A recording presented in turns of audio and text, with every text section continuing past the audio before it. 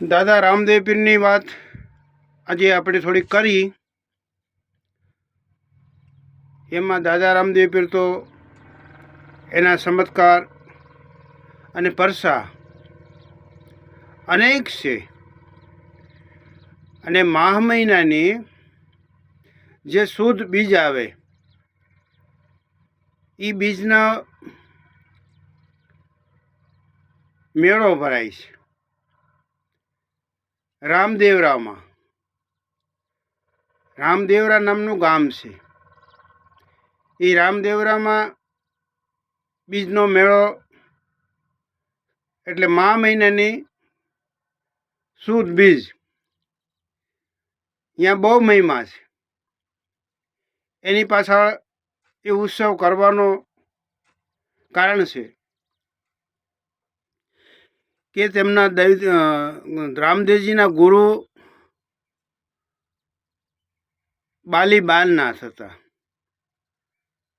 અને એમના ગુરુ ગોરખનાથ હતા. એટલે મા મહિનાની શુદ્ધ બીજ આવે એ બીજમાં રાક્ષસને મારેલો છે. ભેરવા નામનો રાક્ષસ હતો અને બાલીનાથના માથા હાથ ફેરવી અને આશીર્વાદ લીધા હતા. અને ત્યાં એક વાયુ છે. એ વાયુનું પાણી સૂકું હતું એટલે વાયુમાં પાણી જ નહોતું. એ સૂકી વાયુમાં પાણી ઉભરાણું. આવી મહિમા ત્યાં શુદ્ધ બીજ જે મા મહિને આવે એનો મહિમા છે. એટલે આજુબાજુમાં અને હોલ ગુજરાતના અને ગુજરાત બહારના સર્વે ભક્તોજનો ત્યાં આળોટતા આયા જે શુદ્ધ બીજ આવે એ માનતા માની અને રામદેવરા બધા બિરાજમાન થાય છે. હવે આ વાતની મક્કા મદીનાને ખબર પડે છે. ત્યાંના જે ઓલિયા ફકીર હતા સાંઈ લોકો એને ખબર પડે છે. અને અજમેરમાં ખબર પડે છે. એટલે અજમેરના જે સાંઈ ફકીર હતા, હિન્દુ હતા કે મુસલમાન, એ બધાય આવી અને અહીંયા બીજ ઉત્સવમાં ભાગીદારી લઈશ એટલે કે હિસ્સો લઈશ. આ મહિમાનો કોઈ પાર નથી. તમે એક વખત જાઓ મા મહિનાની જે શુદ્ધ બીજ આવે ત્યાં આદિ અનાદિથી જે પરંપરાથી જે ચાલી આવે છે પ્રથા, એ પ્રથાને લઈ રામદેવરામાં મોટો મેળો ભરાય છે. અને આખી રાત ભજન કીર્તન અને સત્સંગ ચાલે છે. એટલે જે મક્કા મદીનાના માણસોને ખબર પડે છે અને અજમેરના માણસોને ખબર પડે છે. એટલે આ મક્કા મદીનાના અજમેરના જે મોટા સાંઈ કહેવાતા એવા મોટા સાંઈ 5 આવે છે. આ ઇતિહાસ રચાયેલો છે બાપા, પુસ્તકમાં એ લખાયેલો છે. અને કાને વાત તમે સાંભળી હશે કે 5 સાંઈ ઓલિયા એ આવી અને રામદેવજી સીમાડામાં છે, ઘોડા સારા છે, સુતારભાઈ ભેગા છે અને ઊભા છે. તા 5 ઓલિયા જોઈ જાય છે દાદા રામદેવજી. હવે આ જે ઓલિયા ફકીર હતા એને એમ હતું કે ભાઈ આ હિન્દુઓમાં પીર કેમ કહેવાય છે? હિન્દુમાં તો દેવ હોય, કાંઈ પીર ન હોય. અને પીર હોય તો એને પ્રમાણ દેવા પડે. એટલે પ્રમાણ આદિ અનાદિથી લેતા આવે છે અને લેવાય છે. કહેવાય છે ને, સંતોને સંતપણા નથી મફતમાં મળતા, એના મૂળ સકોવા પડતા. એટલે રામાપીરને પણ પ્રમાણ દેવા પડ્યા છે. તો પછી આપણે તો હાવ કાળા માથાના માનવી સામાન્ય ગણાય, અને આપણી માથે કસોટી પડે ને તો જ પાર પડી. કસોટી ન પડે તો પાર ન પડાય બાપા. હર કોઈ સંતોનો દાખલો લઈ લ્યો, ભક્તોનો લઈ લ્યો, તો એની માથે કસોટી પડી છે. અને ભક્તોને કસોટી હોય ને, એ જ એની મહિમા છે. એટલે અહીંયા 5 પીરને જોઈ જાય છે દાદા રામદેવ પીર. ત્યારે તો નામ રામદેવ પીરે હતો, પણ સબસે બડા પીર આખા સૃષ્ટિના પીર ગણવામાં આવ્યા છે. સબસે બડા પીર એટલે કાંઈ જેવો જેવો શબ્દ નથી. પીર તો ઘણાય થઈ ગયા છે. એટલે પીરમાં સબસે બડા પીર હિન્દવા પીર. આ નામ ક્યારે પડ્યું? એ મક્કા મદીનાથી અને અજમેરથી જે ઓલિયા આવ્યા છે, અને દાદા રામદેવજી જોઈ જાય છે કે કોઈક મહાત્મા હેલ્યા જાય છે, લાગે છે સાંઈ ફકીર, અને પૂછા કરે છે કે મહાત્મા કઈ બાજુ? એટલે 5 ઓલિયા કહે છે કે ભાઈ અમારે તો આ નજીક જ ગામમાં જવું છે. તો કે કયું ગામ નજીકમાં? હવે ભાઈ એ તારે શું કામ છે? તું છોકરો છો કેવા કાલે સવારનો કે, અને તું બધું પૂછ્યા કરે કે. પણ કે મહાત્માઓ અમને વાત કરો તો કઈ ખબર પડે. અમે આજુબાજુમાં બધે રખડતા હોય એટલે ગામના નામની યાદ હોય. તો કે અહીંયા રણુજા છે ને, રણુજામાં કુંવર તરીકે રામદેવ કુંવર કહેવાય, જેને રામદેવજી આપણે કહીએ છીએ. એ કુંવરની પાસે જાય છે અને એને લોકો એવો બીજો આપવા માંગે છે અને આપે છે. એ પીર છે. તો આ હિન્દુમાં કોઈ દી પીર ન હોય કે, મુસલમાનમાં પીર હોય કે, હિન્દુમાં તો દેવ હોય કે. આવી વાતની થોડીક વાતલો ભાલે છે. કુંવર રામદેવજી કહે છે કે મહાત્માજી આપ 500 અને કોઈ પ્રસાદ હારી લાગો છો, તો એક કામ કરી ઘડીક બેસી તમે 500 તો 5 પીપળા ઉગાવો, એટલે એના સાયો થાય તો આપણે નિરાતે બેસી. અરે બાળક નાદાર, તું અમારો પારખો લેવા બેઠો? અમારે એક વૃક્ષની ડાળ ઉગાડવી, અમારી પરસો વધાવો? એવી વાતો કરીને ખોટો સમયમાં અમારો કાઢમાં. અને તને ખબર હોય કે કુંવર રામદેવજી આ રણુજામાં રહે છે, એનો ઘર બતાય, બીજી વાતો ઘરમાં. અમારે એને ઘેરે જવું છે. એટલે ઘણી ઘણી વાત લોપ કરે, અને એની ભેગા રામદેવજી ભેગા જે મિસ્ત્રી હતા, સુતાર મિસ્ત્રી કહેવામાં આવે છે, એ બાજુમાં ઊભા રહીને વાતો સાંભળે છે. અને મહાત્માને ઘણી ઘણી વાત કરી અને ઘેરે લઈ જાય છે કે હાલો તમને હું રામદેવજીનો ઘર બતાવું. અને જો મહાત્માઓ તમને હાસું લાગે ખોટું લાગે, હું પોતે જ રામકુંવર છું કે, એટલે તમે દુઃખ ન લગાડતા. એમ ન કહેતા કે અમારી ઠેકડી કરે છે. હું ઠેકડી નથી કરતો અને સત્યે વસન બોલું છું. ઠીક છે, ચાલ બતાવ. એટલે ગામમાં જાય છે તો અહીંયા રામદેવજીના એક સાથીદાર એટલે કે એના મિત્ર એના સવારમાંથી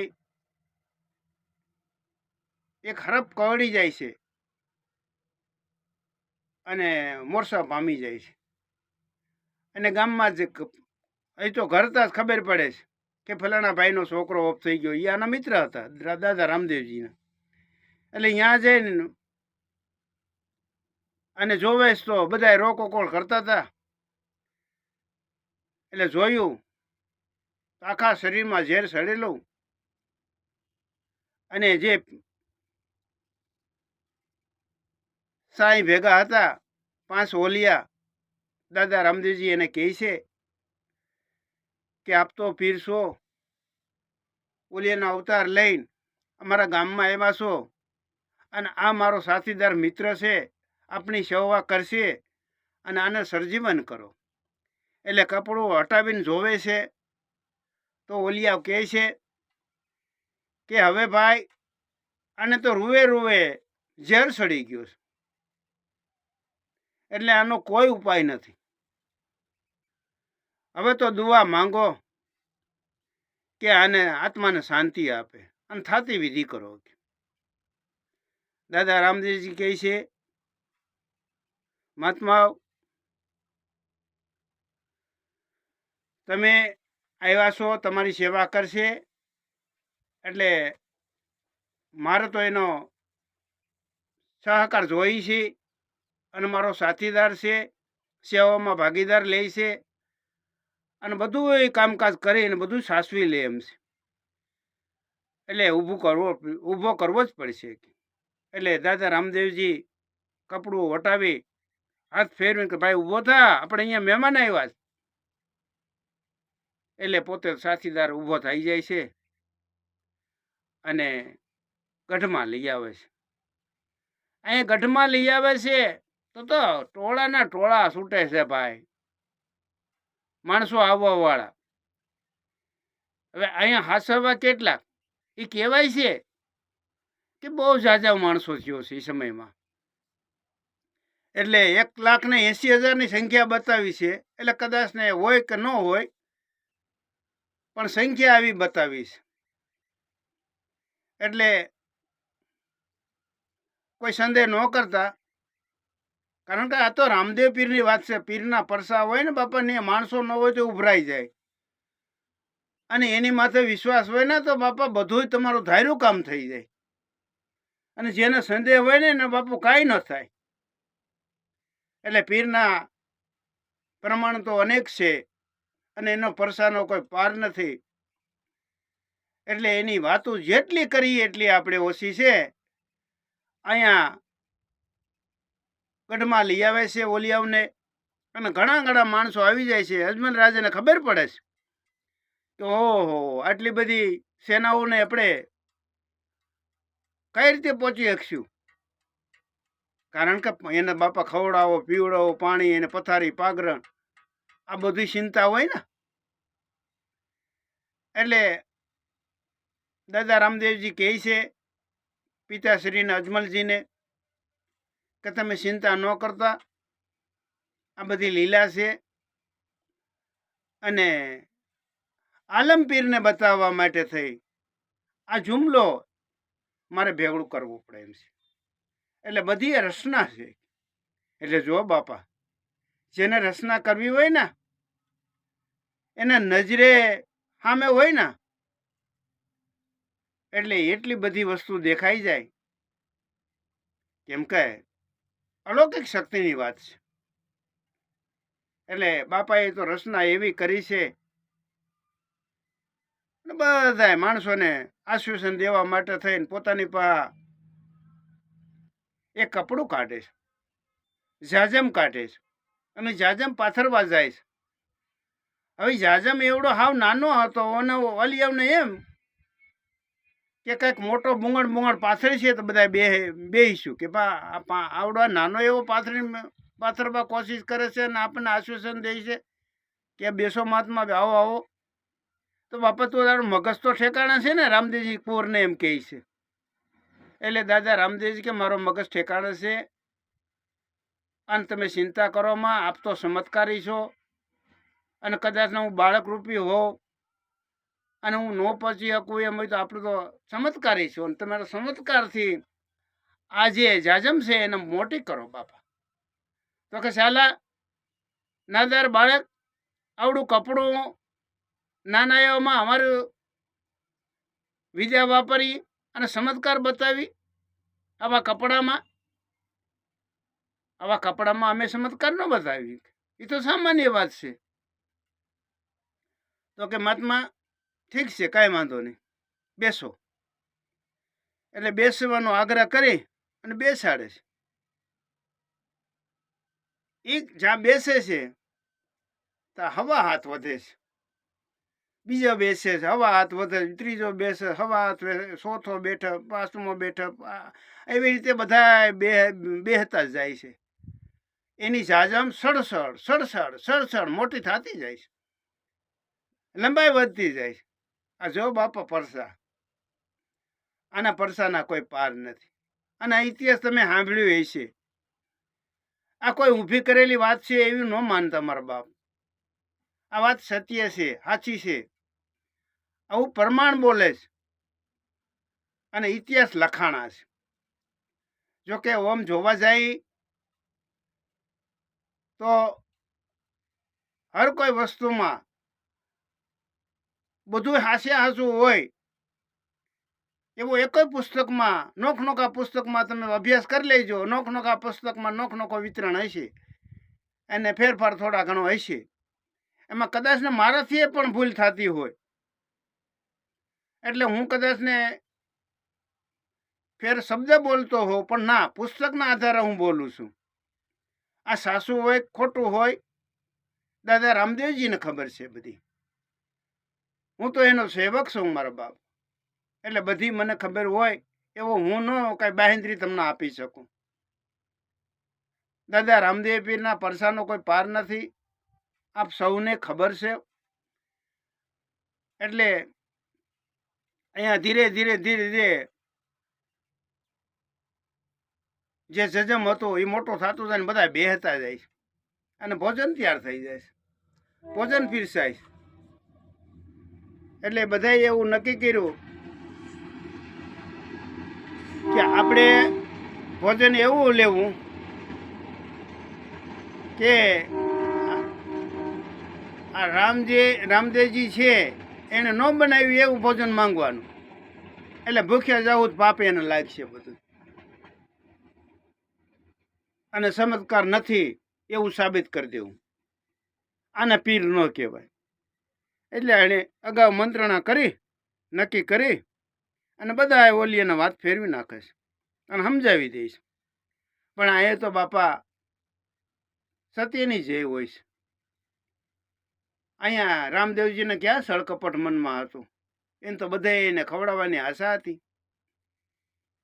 એટલે બધા એને જે માંગે એ ભોજન મળે છે. પરંતુ એ પહેલા એને વાત કરી કે અમારા વાસણ વગેરેના અમે ખાતા નથી. એ વાસણને લાંબો હાથ કરીને કે બાપા વાસણ મંગાવે છે અને જમાડે છે બધાને. પછી જાવા ટાણે એમ કહે છે કે એક પીપળાની ડાળ સૂતર પાસે કપાવી અને એમાં બેસાડે છે અને કહે છે કે તમે તો અમારા મહેમાન છો, એટલે તમને તો હાવ કેમ મોકલી દેવા, એટલે તમારી માટે કંઈક સગવડ કરી વાહનની. ત્યારે તો આ બધા જે ઓલિયા આવ્યા હતા એ બે હાથ ઊંચા કરે અને માથું નમાવે અને કહે છે કે ધન્ય છે બાપા તમને, તમે તો પીરના પીર હિન્દવા પીર, જય હો તમારી. અને આ નાદ થાય છે જયનો બાપા. એટલે બાપા રામદેવજી તો ડાળી મંગાવી છે અને બેસાડે છે અને આકાશ દુવારે કે ઉડાડે છે. અને એમાં બેહાડીને ઠેઠ જેનો પોતાનો થાન હતો, જે ગામ હતો મક્કા મદીના, ન્યા કે બિરાજમાન થઈ અને પોતે ઉતરી જાય છે. અને એ આજની તારીખમાં ત્યાં કે મોટો પીપળો છે એમ કે છે બધા. હું તો કઈ ગયો નથી ને, એટલે હું તમને બાહેંધરી ન આપું કે હા છે જ 100% હશે. એટલે આવા અનેક પરસા દાદા રામદેવ પીરના છે. એટલે એમાં કોઈ શંકા કરતા નહીં. શંકા કરો તો આ તો રમાપીરની વાત છે, મારી કઈ વાત નથી મારા બાપ. એટલે તમારા હર કોઈ કામ અટકેલા દાદા રામદેવ પીર કરતા રહે અને કરે છે. આટલું કહી અને આપણે વાતને વિરામ આપીશ. બોલો રામાપીરની જય.